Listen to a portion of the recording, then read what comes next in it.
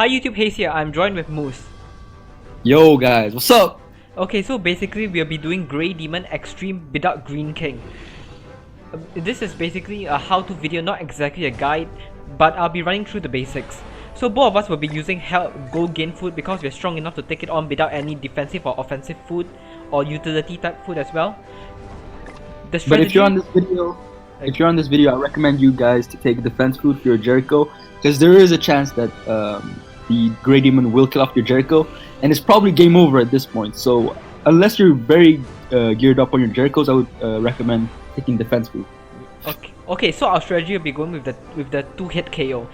Moose, because his Jericho is weaker than mine, he will be outing first because the first phase of the Grey Demon has lower health.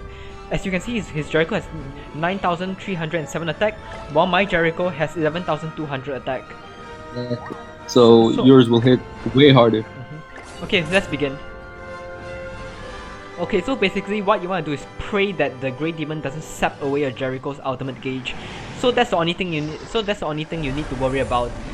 The Grey Demon taking away your ultimate gauge. Other than that, Grey Demon Extreme is pretty simple. Use your Jericho abilities to charge up your passive, and when you have enough passive charges, use the Hellbrim to boost your crit chance even more and go for the one-shot ultimate. Make sure you run Kane as a sub-unit, because he boosts crit chance as well. Yeah, Kane is pretty useful. Kane is a good sub-unit to run. Yeah, as you said, he boosts crit chance as well. Crit chance and crit damage. Yep, that's perfect. Is that the only thing he boosts? Also attack, right? Yeah, he also boosts attack. So yeah, that's just perfect.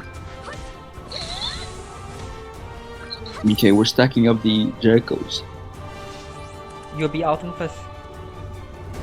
Okay. So I'm gonna use 2 Jericho's cards, and you use the Hellbrim boost next turn. Yep. Then next, the third attack of the Grey Demon, like as you saw, that was the first. The second attack won't be that. So what you want to do is get the Jericho ultimate before the third turn. So what I'm going to be doing is using these 3 abilities, so my Hellbrim cards will combine without having to move them and wasting a turn. Okay, this is perfect because my Jericho has the ultimate, so your Jericho will build up the ultimate next turn. Because Green Elizabeth gives everyone 2. Oh, I got the tier 3 helping bar. Oh, tier 3? Yes. Oh, that's okay. He doesn't remove the ult from Jericho. That's perfect. Okay. That's good. He removes it from Green Merlin. Okay, let me go first. Sure. I'll use a Jericho card just to be sure, and then give everyone their ult back. 30%. This is perfect. This is guaranteed crit basically. Yeah. Because you gave me 30% more crit chance and crit damage. So yeah, this will kill. 613k. Nice. Okay, now it's my turn to crit. Yep.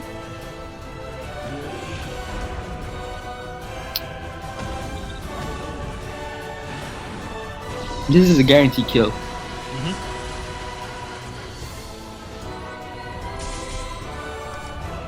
Alright, go ahead. Perfect cube, just in case, I don't know. Yeah, we'll definitely kill it with this. This is pretty fast, man. Yep. And Grey Demon Extreme is complete. That's it, Jericho carries. And Jericho's a coin shop unit, so you can get her from the SR coin shop, so there's no excuse. Okay, now since we're done with the raid, let me explain more into detail on how this was done and what you exactly need. Okay, now let me explain to you how it was done in more detail. Other than what we just did, let me show you my team. For my Jericho, this is the gear setup I have on her. Normally you would want to run critical damage, which I do have critical damage gear over here. But the reason why I'm not running critical damage gear is because of the fact that Jericho has to survive the boss's damage, and defense gear allows her to do just that because of her insanely low base resistance and defense. Like you can see, 8% resistance, and the defense is super low. Like she only gains resistance from her awakenings. My Hellbrim, Helbram isn't stacked at all. Like, I haven't even upgraded his gear yet. Same with my Elizabeth. So this shows that to do Grey Demon Extreme, all you need is a very stacked out Jericho that can survive. And yeah, and that's about it. I have nothing upgraded here at all. And for Kain, my support unit, you do not need Kain to be upgraded at all. Like, you see, my Kain is not exactly useless, but he's here. He doesn't have to be upgraded at all due to the fact that he doesn't even fight. He just stays in the back line and just buffs everyone. Like, his passive increases all attack rated stats. This include critical strike chance and critical damage.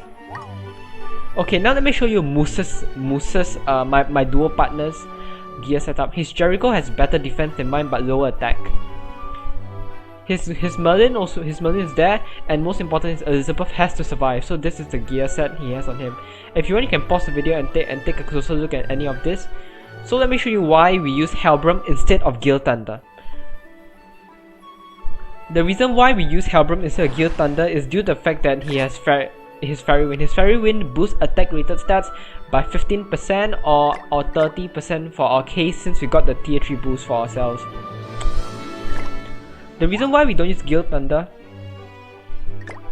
is because his Gale Thunder, even though he can boost by 60%, we value the crit chance, because Grey Demon Extreme, we cannot survive that many turns and we need to boost our crit rate. Thus, Helbram is better than Gale Thunder in our case.